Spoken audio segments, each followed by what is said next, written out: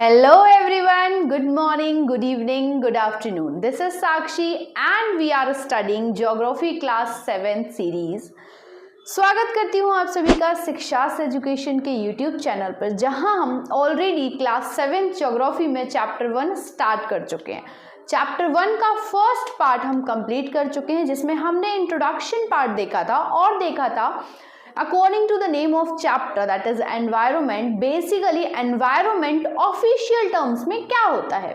देखिए, आपकी लैंग्वेज में, मेरी लैंग्वेज में एनवायरनमेंट सबके लिए अलग अलग है, सबकी डिफरेंट डेफिनेशन है। तो मैंने सभी की सारी डेफिनेशंस को कंबाइन करके एक ऑफिशियल, एक डेफिनाइट डेफिनेशन फॉर्म करी।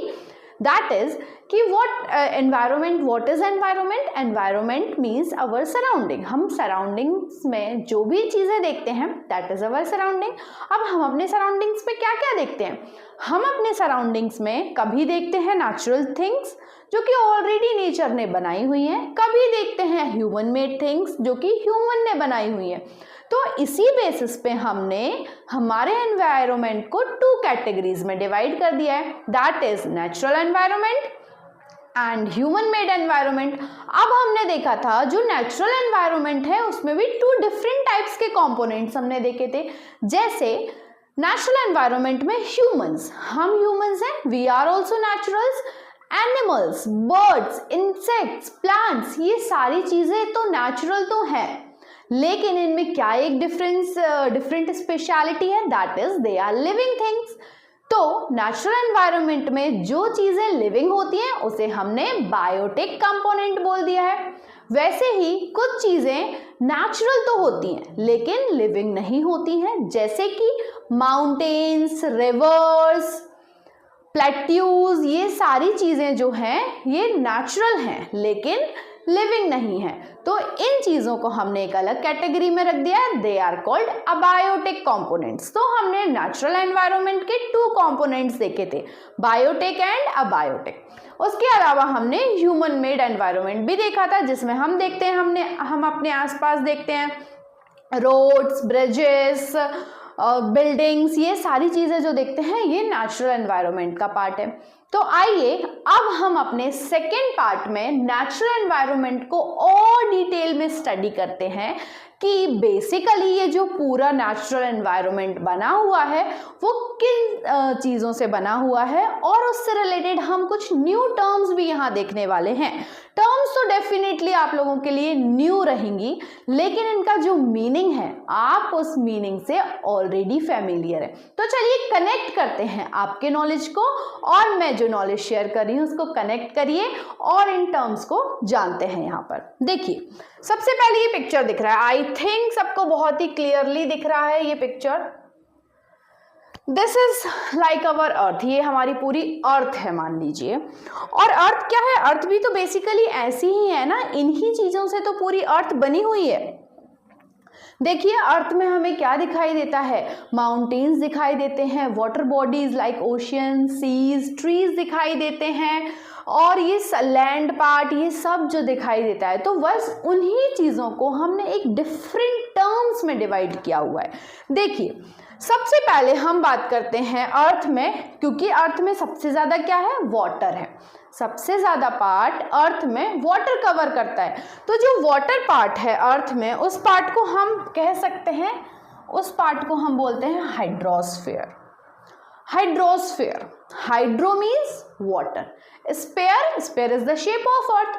तो पूरे अर्थ में जितना भी पार्ट वाटर कवर करता है उस पूरे पार्ट को हम बोलते हैं हाइड्रोस्फीयर। अब अर्थ में हाइड्रो मीन्स वाटर, वाटर के अलावा और क्या दिखाई देता है हमें? लैंड दिखाई देता है। तो यस, लैंड वाला जो पार्ट है, ये जो लैंड वाला पार्ट है जिसमें माउंटेन्स होते हैं, बिल्डिंग्स बनी होती हैं, ब्रिजेस होते हैं, ये बसेस चल रही है, एग्रीकल्चर होता है, ये सारा पार्ट कौन सा है? लैंड पार्ट है। तो लैंड पार्ट को भी हमने एक डिफरेंट टर्म दे दी है और उस टर्म को हम बोलते हैं लिथोस्फीयर। लिथोस्फीयर, लिथोस मतलब क्या होता है? It is related to land, lithos land, और स्फीयर मीन्स आप सबको पता ही है, sphere is the shape of earth. तो क्योंकि earth is like a sphere, that's why इस स्फीयर में जो लैंड वाला पार्ट है उस पार्ट को हम बोलते हैं लिथोस्फीयर। तो हमने कौन कौन से पार्ट देखे, हाइड्रोस्फीयर और लिथोस्फीयर। हाइड्रोस्फीयर मतलब वाटर वाला जो पार्ट है और लिथोस्फीयर मतलब लैंड वाला जो पार्ट है। उसके बाद हम देखेंगे हमें अर्थ में जब हम लैंड पर रहते हैं या वाटर वाले एरिया से हमें एक क्लियर आसमान भी दिखाई देता है, क्लियर स्काई भी दिखाई देता है, वहां पे एयर प्रेजेंट होती है। उस पार्ट को हम क्या बोलते हैं, हम बहुत पहले से जानते हैं ये सब, तो इसे हम बोलते हैं एटमॉस्फेयर। एटमॉस्फेयर मतलब हमारे ऊपर, हमारी अपर लेयर पर, अर्थ की सरफेस के अपर लेयर पर जो हमें दिखाई देता है उसे हम बोलते हैं एटमॉस्फेयर। तो एटमॉस्फेयर किस चीजों से बना है, एयर से। एटमॉस एयर और sphere again the shape of the अर्थ।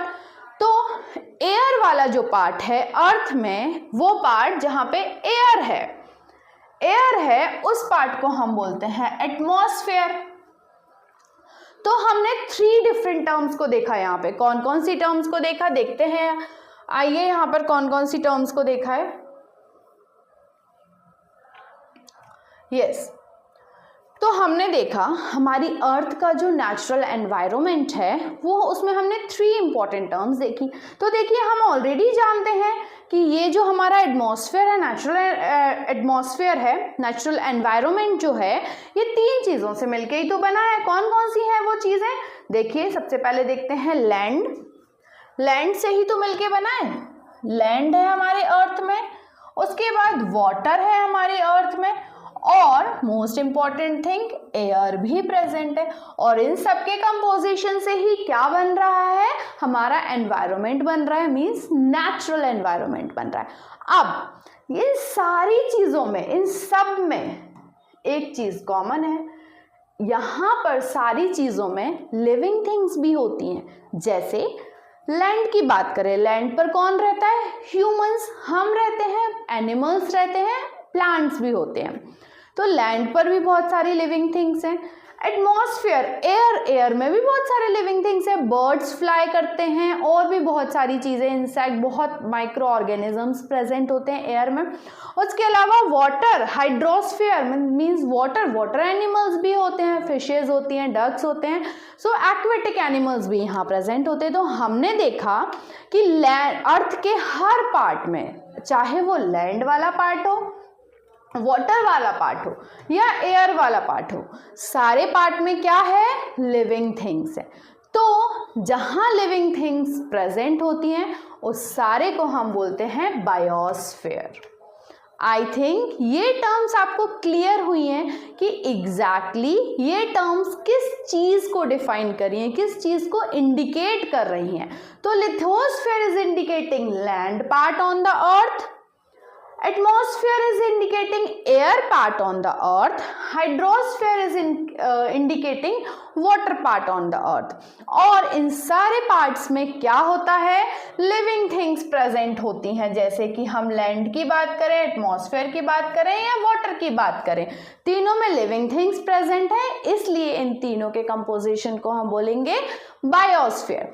चलिए अब हम इन सारी टर्म्स को बहुत ही डिटेल में स्टडी करने वाले हैं कि एग्जैक्टली ये टर्म्स क्या हैं और कैसे हम इन टर्म्स को डिटेल में देखेंगे। यहाँ पे लेट्स सी है। फर्स्ट है हमारा लिथोस्फीयर। लिथोस, एल से लिथोस, एल फॉर लैंड, तो लैंड वाले पार्ट को हम बोलते हैं lithosphere. Lithosphere is the solid crust जिस पर आप खड़े हैं, जिस लैंड पर आप रहते हैं, जिस लैंड पर रोड्स बने हैं, जिस लैंड पर आपका स्कूल बना हुआ है, आपका घर बना हुआ है, this is the solid crust of the earth. Earth की सॉलिड सरफेस है ये, इसी सरफेस को हम बोलते हैं lithosphere. So lithosphere is the solid crust or the hard top layer of the earth। अर्थ की जो टॉप लेयर है that is the hard, it is hard in nature। तो इसलिए जहाँ जो हार्ड पार्ट है अर्थ का, हार्ड लेयर है, उस लेयर को हम बोलते हैं लिथोस्फीयर। उसके अलावा it is made up of rocks. अब ये जो लेयर है ये किससे बनी हुई है, रॉक्स से, और इस लेयर्स में और इन लेयर्स में बहुत सारे मिनरल्स भी प्रेजेंट हैं। Okay, so this it is made up of rocks, minerals and covered by a thin layer of soil. तो जैसे मैंने बोला, ये जो सरफेस है ये हार्ड है और इसके ऊपर एक बहुत ही पतली लेयर किस चीज़ की है, सॉइल की है, और उसी की हेल्प से प्लांट्स, ट्रीज ग्रो होते हैं। तो लिथोस्फेयर क्या है, lithosphere is the land part. आप लैंड में ऐसे भी पार्ट देखते हैं जहाँ पे सॉइल नहीं है, रॉक्स हैं, तो that is also a part of lithosphere. उसके अलावा हम ऐसा पार्ट भी देखते हैं जहाँ सॉइल प्रेजेंट है, तो एक बहुत ही पतली thin layer of soil is present on the earth's crust. It is an irregular surface. अब हमने देखा है जो अर्थ का जो लैंड पार्ट है वो एकदम प्लेन नहीं है। हम कहीं अगर हम इंडिया की बात करें तो इंडिया में हम नॉर्थ साइड में क्या देखते हैं, माउंटेन्स देखते हैं, बीच में हम प्लेन एरिया देखते हैं, उसके बाद साउथ में हम प्लेट्यू देखते हैं, वेस्ट साइड में डेजर्ट्स भी अवेलेबल हैं। तो ये जो लैंड है ये एकदम प्लेन नहीं है, इट इज इरेगुलर। कहीं नीचा है, कहीं ऊंचा है, कहीं उससे भी ऊंचा है, कहीं पूरे में सैंड है। तो इस टाइप से ये जो लैंड पार्ट है, मींस जो लिथोस्फीयर पार्ट है अर्थ का, इट इज इरेगुलर। इरेगुलर कैसे है, क्योंकि यहाँ पे बहुत सारे लैंड फॉर्म्स हैं। कैसे कैसे लैंड फॉर्म्स है, देखिए माउंटेन्स प्रेजेंट है यहाँ पर, उसके अलावा प्लेट्यूज प्रेजेंट है, प्लेन्स हैं, वैलीज हैं। वैलीज मतलब कि जो माउंटेन्स के बीच में से रिवर टाइप की निकलती है उसे हम वैली बोलते हैं। तो इतने सारे डिफरेंट टाइप के लैंड फॉर्म्स अवेलेबल हैं, इसलिए हम ये जो लैंड है ये इरेगुलर, एकदम प्लेन नहीं है। Landforms are found over the continents. अब ये जो लैंड फॉर्म है, अर्थ में जितना भी लैंड फॉर्म अवेलेबल है, हमने पूरे लैंड फॉर्म को कॉन्टिनेंट्स में डिवाइड कर दिया है। तो हमें पता है अर्थ में कितने कॉन्टिनेंट्स हैं, 7 कॉन्टिनेंट्स में हमने पूरे लैंड पार्ट को डिवाइड कर दिया है। And also on the ocean floors, और इसके अलावा लैंड पार्ट तो हमने बात कर ली, इसके अलावा हमने अर्थ को ओशियन फ्लोर्स में भी डिवाइड करके रखा है, मतलब ओशियन के आसपास वाले जो कॉन्टिनेंट्स है, लैंड पार्ट है, दैट आर कॉन्टिनेंट्स। और ओशियंस में भी ओशियंस को भी डिवाइड किया हुआ है। कैसे, there are 5 major ocean, 5 oceans available on the world. Lithosphere is the domain that provides us forest। अब लिथोस्फीयर हम क्यों स्टडी कर रहे हैं, why we are studying these terms, ये जो न्यू टर्म्स हैं क्यों स्टडी कर रहे हैं, क्योंकि कहीं ना कहीं जो हमारी लाइवलीहुड का पार्ट है, जैसे कि फॉरेस्ट है, जो हमें फूड मिल रहा है, वो भी कहाँ से मिल रहा है, लिथोस्फीयर से ही मिल रहा है। तो yes, so lithosphere is the domain, एक डोमेन है, एक थिंग है जो हमें क्या प्रोवाइड कर रही है, it is providing us forest, grasslands. Grasslands किस लिए, for grazing, grazing of animal, animal को ग्रेज कराने, एनिमल को फूड प्रोवाइड करने के लिए ग्रासलैंड्स प्रोवाइड कर रहा है। क्या प्रोवाइड कर रहा है, lithosphere part. Land for agriculture and human settlement, तो मतलब हमारी जो मोस्ट एक्टिविटी हो रही है, मोस्टली जो एक्टिविटीज हो रही हैं वो सारी किस पर हो रही हैं, लैंड पर ही तो हो रही हैं। देखिए ना, आपके जो फॉरेस्ट अवेलेबल हैं, आप ग्रासलैंड्स हैं जहां आप एनिमल्स को ग्रेज कराते हैं, आप तक जो फूड पहुंच रहा है वो भी मेनली मेजर पोर्शन कहां से आ रहा है, फॉरेस्ट से ही आ रहा है, और जो कि लैंड पर ग्रो होता है। उसके अलावा जो एग्रीकल्चर हो रहा है, agriculture is the main source for our food, food के लिए बहुत बिगेस्ट सोर्स एग्रीकल्चर है, तो वो भी कहाँ पर हो रहा है, लैंड पर ही हो रहा है। उसके अलावा आपको जो सेटलमेंट, आपके घर जो बने हुए, होम्स, बिल्डिंग्स, ये सब जो बनी हुई है, ये भी तो लैंड पर बनी हुई है। तो it is the biggest, it is the main domain which is providing us such necessities of our life. It is also a source of mineral wealth. अब देखिए मिनरल्स, जो मोस्टली मिनरल्स होते हैं, मिनरल्स जैसे आयरन, एल्यूमिनियम, ये सारी minerals जो हमारी डेली लाइफ में कहीं ना कहीं यूज़ आते हैं। आप खाना खाते हैं, जिन बर्तनों में खाना खा रहे हैं, that utensils also made up of minerals. और वो मिनरल्स भी हमें कहाँ से मिल रहे हैं, सारे ही मिनरल्स हमें मोस्टली लैंड पार्ट से ही मिल रहे हैं। तो देखिए ये जो लिथोस्फीयर है कितना इम्पॉर्टेंट है हमारे लिए, लिथोस्फीयर से हमें कितनी सारी इम्पॉर्टेंट चीज़ें मिल रही हैं। So that's why it is very important to study this. तो हमने अभी क्या जाना, हमने लिथोस्फीयर मीन्स अर्थ के उस पार्ट को जाना जहां पर लैंड है, और उसे हम बोलते हैं लिथोस्फीयर। लिथोस्फीयर हमें क्या क्या चीज़ें प्रोवाइड कर रहा है? Forest, grasslands, land for settlement, land for agriculture and mainly minerals भी प्रोवाइड कर रहा है। चलिए आगे बढ़ते हैं। इसी के साथ हमने देखा था सेकेंड टर्म, हमने देखी थी एटमॉस्फेयर। एटमॉस्फेयर बहुत पहले से जानते हैं हम। एटमॉस्फेयर के बारे में क्या जानते हैं कि जो एयर वाला पार्ट है, जहां जो हम सांस ले रहे हैं, एयर, और कौन सी एयर को हम इनहेल कर रहे हैं? ऑक्सीजन को। तो ये सारी जो एयर है ये कहाँ पर प्रेजेंट है? एटमॉस्फेयर में प्रेजेंट है। और इसी पार्ट को हम एयर वाला पार्ट जो हमारे अपर सरफेस पर, सरफेस के, अर्थ की सरफेस के ऊपर अवेलेबल है, उसे हम बोलते हैं एटमॉस्फेयर। अब एटमॉस्फेयर हम ऑलरेडी जानते हैं कि बहुत सारी गैसेस से मिलके बना हुआ है। कौन कौन सी हैं वो गैसेस? जैसे ऑक्सीजन जो हमारे लिए बहुत इंपॉर्टेंट है, मोस्ट इंपॉर्टेंट गैस है, उससे मिलके बना हुआ है। उसके अलावा सबसे ज़्यादा जो गैस अवेलेबल है हमारे एटमॉस्फेयर में वो है नाइट्रोजन। उसके अलावा अगर हम इनहेल कर रहे हैं तो एक्सेल भी तो कर रहे हैं ना, तो एक्सेल जो हम गैस एक्सेल कर रहे हैं दैट इज कार्बन डाइऑक्साइड, तो वो भी हमारे एटमॉस्फेयर में अवेलेबल है। उसके अलावा हमारा एटमॉस्फेयर जो है कुछ छोटे छोटे डस्ट पार्टिकल्स और वाटर वेपर से भी बना हुआ है। तो इतनी सारी गैसेस मिला के एटमॉस्फेयर बनाती हैं। आप देखते हैं एटमॉस्फेयर को और डिटेल में क्या क्या है। Atmosphere is the thin layer of air that surrounds the earth. अब ये जो अर्थ की हार्ड लेयर है जो हमने अभी पढ़ी, लिथोस्फेयर, उसको एक लेयर और कवर करती है, that is layer of air. तो layer of air present on earth is called atmosphere. तो एक अर्थ सरफेस के ऊपर एक और लेयर प्रेजेंट है जिसे हम क्या बोलते हैं? एटमॉस्फेयर बोलते हैं।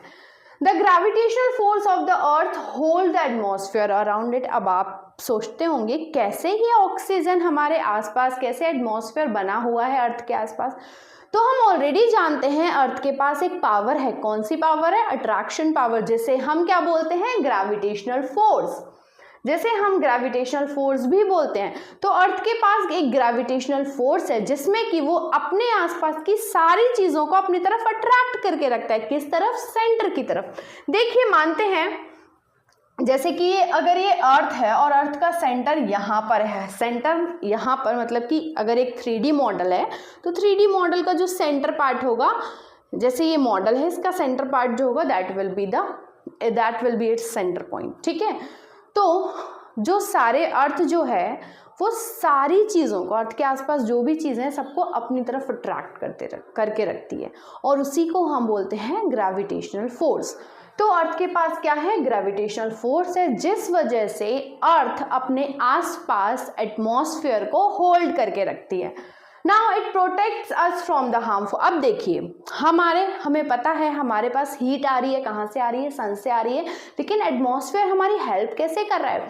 एटमॉस्फेयर में बहुत सारी लेयर्स हैं, layer of air, different type की गैसेस की लेयर्स बनी हुई है, और वो लेयर जो है वो हमें कैसे प्रोटेक्ट करती है? हम जानते हैं सन जो है it is called the big ball of fire. Sun के पास बहुत हीट है और बहुत वही एक्सट्रीम हीट जो है वो सारे प्लैनेट के पास जा रही है। लेकिन अर्थ के पास क्या है? एटमॉस्फेयर है, और एटमॉस्फेयर क्या करता है? उस हीट को थोड़ा सा कम कर देता है। जो एयर है उस हीट को एब्जॉर्ब कर लेती है, और हमारे पास तक जो हीट आती है, जो सन रेज आती है, उसमें से वो सारी हार्मफुल रेज जो होती हैं वो एयर एब्जॉर्ब करके वापस रिफ्लेक्ट कर देती है, हमारे पास तक नहीं आने देती है। तो देखिए कैसे एटमॉस्फेयर हमें कितना ज़्यादा प्रोटेक्ट कर रहा है। तो हमारी रिस्पॉन्सिबिलिटी भी है कि हम भी हमारे एटमॉस्फेयर को प्रोटेक्ट करें। और कैसे प्रोटेक्ट कर सकते हैं? हम पॉल्यूशन ना करें, हम किसी भी तरह से हम ऐसी एक्टिविटीज़ करें जिससे कि पॉल्यूशन ना हो, पॉल्यूशन कम कर सकें। और वो कैसे कम होगा? हम अपने लेवल पे जितना भी कर सकते हैं, लाइक हम अपने व्हीकल्स को कम यूज़ करें, और भी बहुत सारे मेजर्स हैं। अभी हम एटमॉस्फेयर के बारे में देखते हैं। It protects us from the harmful rays. तो हार्मफुल रेज जो सन से आ रही हैं, इतनी ज़्यादा हीट रेज, हॉट रेज जो आ रही हैं, उससे हमें बचाता है। कौन बचाता है? Atmosphere. It consist of number of gases, और ये बहुत सारी गैसेस से बना होता है। मेनली कौन कौन सी गैसेस है यहाँ पे? सबसे ज़्यादा नाइट्रोजन गैस यहाँ पर प्रेजेंट है, और कितने परसेंट? 78%। तो देखिए ये जो हमारा एटमॉस्फेयर है, ये जो हमारा एटमॉस्फेयर है, ये मेनली कौन कौन सी गैसेस से बना है? नाइट्रोजन। नाइट्रोजन गैस यहाँ पर 78% अवेलेबल है। उसके अलावा यहाँ पे ऑक्सीजन अवेलेबल है जो कि है 21%, और उसके अलावा 1% और भी चीज़ें अवेलेबल हैं, अदर गैसेस हम कह सकते हैं, जिसमें कि CO2 भी आता है। और CO2 कितना प्रेजेंट है हमारे एटमॉस्फेयर में? ओनली 0.03%। उसके अलावा भी और भी चीज़ें प्रेजेंट है, जैसे कि डस्ट पार्टिकल्स और वाटर वेपर। अब ये जो एटमॉस्फेयर है, the changes in the atmosphere produces changes in the weather and climate, और एटमॉस्फेयर में ही चेंजेस होने के कारण हमारे वेदर में और क्लाइमेट में चेंजेस आते हैं। आई होप आपको एटमॉस्फेयर समझ में आया है इतना। अब आगे बढ़ते हैं। हमने एक और टर्म देखी थी, कौन सी टर्म? हाइड्रोस्फेयर। हाइड्रोस्फेयर क्या होता है? हाइड्रो का मतलब है, देखिए पहले हम टर्म को समझते हैं, हाइड्रोस्फेयर क्या है। हाइड्रो मतलब क्या होता है? Hydro means basically water. Hydrogen, water किन चीज़ों से मिलके बना हुआ है? वाटर जो है वो भी टू सब्सटेंस, टू गैसेस से मिलके बना हुआ है, that is hydrogen and oxygen. तो उसमें से जो हाइड्रोजन गैस है उसी का पार्ट हमने लिया hydro. Hydro means what? Water. तो अर्थ में जो वाटर वाला पार्ट है, जो ओशियंस हैं, जो 71% पार्ट है अर्थ का, that is hydrosphere. Means the domain of water is referred to as hydrosphere. तो अर्थ में जितना भी पार्ट किसका है? वाटर का है। वाटर वाला जो पार्ट है, this part is called hydrosphere. और हाइड्रोस्फीयर कितने परसेंट अवेलेबल है अर्थ में? 71%। It comprises various sources of water like different type of water bodies, rivers, lakes, seas, oceans। तो हमारे अर्थ में जितनी भी वाटर बॉडीज अवेलेबल है, जैसे कि ओशियंस हैं, सीज हैं, रिवर्स हैं, लेक्स हैं, ये सारी चीज़ जो हैं, these things belongs to the hydrosphere part. तो मोस्टली तो ओशियंस कवर करते हैं हमारे अर्थ को। There are 5 major oceans. कौन कौन से हैं? चलिए जल्दी से रिकॉल करते हैं। सबसे बड़ा ओशियन कौन सा है? Pacific ocean, Atlantic ocean, Indian ocean जो हमारे इंडिया के जस्ट नीचे है, Arctic ocean and Antarctic ocean. तो ये 5 ओशियंस हैं जो कि मेनली हाइड्रोस्फीयर पार्ट को कवर करते हैं, हाइड्रोस्फीयर को क्रिएट करते हैं अर्थ में। It is essential for all living organisms. तो हमने ये जितने भी पार्ट्स देखे अर्थ के, लिथोस्फीयर हो, एटमॉस्फेयर हो, हाइड्रोस्फीयर, ये सारे ही बहुत ज़्यादा इंपॉर्टेंट है। लेकिन उसमें से सबसे ज़्यादा इंपॉर्टेंट क्या है? Atmosphere as well as hydrosphere, क्योंकि इसके बिना लाइफ पॉसिबल नहीं है। So water is very essential, means this hydrosphere part is very essential for the living organisms. चलिए अब हम आगे एक और टर्म हमने देखी थी, दैट इज बायोस्फीयर। अब बायोस्फीयर क्या है? अर्थ में तो हमने बस ये तीनों ही पार्ट देखे हैं, लैंड देखा है, वाटर पार्ट देखा है और एयर पार्ट देखा है। तो हाँ भाई, इसके अलावा चौथा पार्ट एक और है, जिसे हमने कैसे कैटेगराइज किया है देखते हैं। यहाँ पर ये जो इस बड़े सर्कल के अंदर आपको जो ये जो छोटा सर्कल दिखाई दे रहा है, let's see this is biosphere. ये बायोस्फीयर है। अब देखिए बायोस्फीयर में आप देखेंगे कि सारी ही चीज़ें इंक्लूड हो गई हैं। कौन कौन सी? लैंड वाला पार्ट भी इंक्लूड हो गया, ये माउंटेन्स जो हैं ये लैंड वाला पार्ट है। उसके अलावा ये जो वाटर वाला पार्ट है ये भी इंक्लूड हो गया है, ये लैंड वाला पार्ट भी हो गया है। और उसके अलावा ये जो एयर वाला पार्ट है ये भी इंक्लूड हो गया है। तो ये पूरा ही पार्ट कंबाइन होके जहाँ पे लिविंग थिंग्स रहती हैं, लिविंग थिंग्स एग्जिस्ट करती हैं, उस पार्ट को हम बोलते हैं बायोस्फीयर। तो हम ऑलरेडी जानते हैं कि जो लिविंग थिंग्स हैं वो लैंड पर भी रहती हैं, वाटर में भी होती हैं और एयर में भी प्रेजेंट होती हैं। तो यस, बायोस्फीयर क्या होता है देखते हैं यहाँ पे बायोस्फीयर एग्जैक्टली क्या है। So plants and animals kingdom together make biosphere or living world. Biosphere means living world. Biosphere, biology. Biology, I think term आपने सुनी होगी, which is related to living organisms, related to living things. तो yes, यहाँ पे bio का मतलब भी क्या है, living. और sphere हम already जानते हैं, sphere means earth, related to the shape of earth. So biosphere में कौन कौन सी चीजें आ जाएंगी, ऑल द लिविंग थिंग्स, जो कि कहाँ रह रही हैं, either living in the land part और इन द वाटर पार्ट और in the air part, means either they are living in the lithosphere, hydrosphere और एटमॉस्फेयर. तीनों के कंबाइंड में जो सारी लिविंग थिंग्स रहती हैं उसे हम, उस पार्ट को हम बोलते हैं biosphere. It is a narrow zone of the earth where land, water and air interact with each other to support life. तो देखिए जहाँ पे ये तीनों ही part, air, water and land, तीनों ही पार्ट एक दूसरे से इंटरैक्ट हो रहे हैं, इंटरैक्ट होके एक लिविंग थिंग को, एक लाइफ को सपोर्ट कर रहे हैं, उस पार्ट को हम बोलेंगे बायोस्फीयर.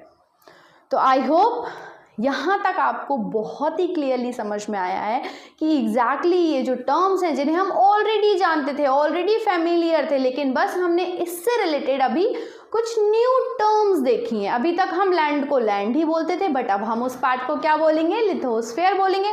अभी तक हम ओशियन वाटर वाले पार्ट को वाटर पार्ट ही बोलते थे, बट अब हम क्या बोलेंगे, हाइड्रोस्फीयर बोलेंगे. और एटमॉस्फेयर तो हम ऑलरेडी जानते ही थे. और उसके अलावा लिविंग थिंग्स वाला जितना भी पार्ट था, जहाँ जहाँ पे भी लिविंग थिंग्स प्रेजेंट होती हैं, उस पूरे पार्ट को क्या बोलते हैं, हम बायोस्फीयर बोलते हैं.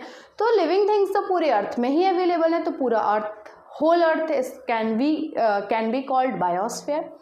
सो I hope this much is clear to all. मिलते हैं हम अगले वीडियो में, जहाँ हम और डिटेल में और अगले कंटिन्यू करते हुए आगे क्या क्या चीज़ें हैं इनको देखेंगे चैप्टर में. सो आई होप यहाँ तक आप क्लियर समझ में आया है. अगले टॉपिक को हम कवर करेंगे नेक्स्ट वीडियो में, तो बने रहिए मेरे साथ शिक्षा एजुकेशन पे. Thank you everyone. मिलते हैं अगले वीडियो में. Thank you once again.